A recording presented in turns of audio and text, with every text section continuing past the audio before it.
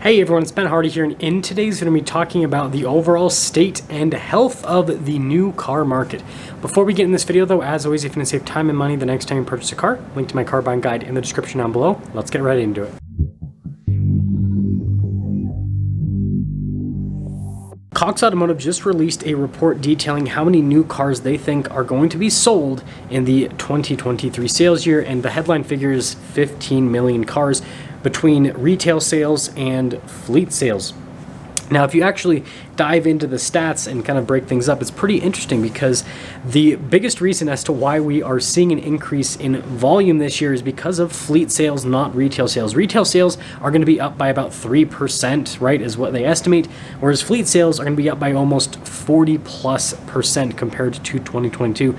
So again, most of the gains are on the fleet side of things. Now, in terms of what that 15 million unit number actually means, part of the pandemic, we saw about 17 million new cars sold per year. And then during the pandemic, things obviously decreased quite a bit. Last year, right around that 13 million unit range. And so we are nowhere near where we are at prior to the pandemic, but we are definitely moving in the right direction.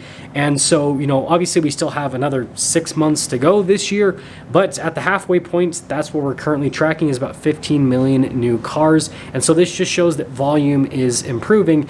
But if you follow this channel, you know that although more cars are being sold, dealers aren't necessarily benefiting from the situation, because we obviously have seen a huge pullback in markups on cars. Like, yes, there are still some cars that are going for over MSRP, but the average transaction price on cars is now below MSRP with most vehicles, and so yeah, we're seeing a lot more discounts, which means dealers are just making a lot less profit.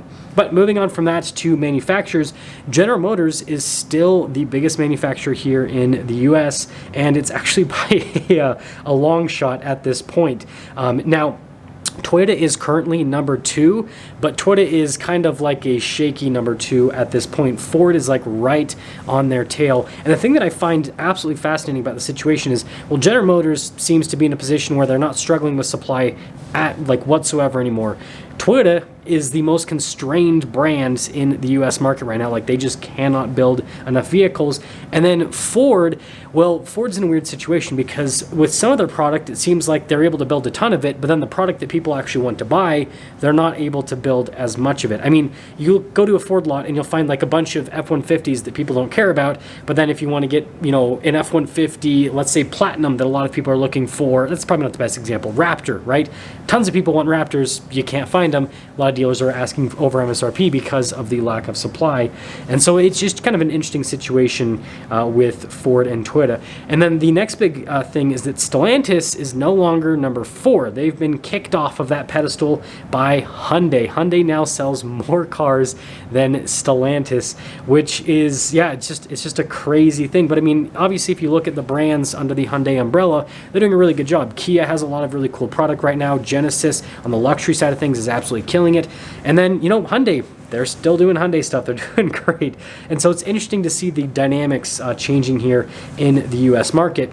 And then the next part of this report with new car sales is actually on the EV side of things. So there will most likely be about 1 million new EVs sold in 2023, which is a huge improvement. That's a 7% market share for those of you that are wondering. But the thing in this report that I find the most fascinating about the EV side of things is that EVs are at a 92-day supply. Now, the industry average is in the 50-day range, and so EVs are almost twice industry average.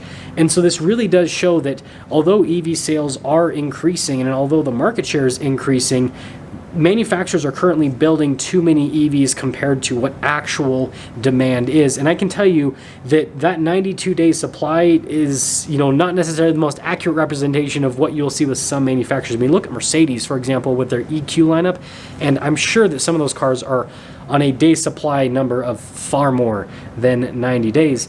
And so, it's too soon to tell exactly what this means for the EV market, but what I basically see time and time again when I go through reports and when I talk to people is it seems like a lot of people are excited about the future prospects of EVs, but they're not really excited about buying the EVs that we currently have on the market. Maybe I need to make a dedicated video to that. But anyways, Interesting forecasts for the 2023 sales year, and interesting trends with the manufacturers and also with the different product.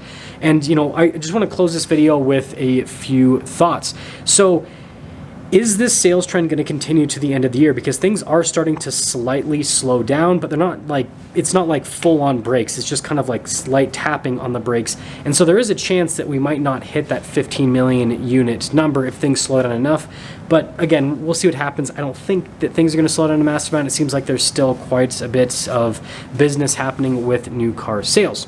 And then when it comes to the automakers, I think this is going to be like a pivotal moment for a lot of automakers, because like this is the time, in my opinion, to get market share and to get customers. Because if you can get customers in the hard times for dealers and for automakers, then when things are good, like you're going to be in a really good position to just dominate the market. And so, with Toyota losing market share because they're not able to produce enough vehicles right now, I think this is going to leave a sour taste in a lot of people's mouths that is going to push them to purchase from other manufacturers. And then Stellantis, right, being kicked off. And, we've talked about this over the course of several videos. A big part of it has just been their huge price increases, right, have pushed people to purchase from other manufacturers because their product's just way more expensive compared to the competition.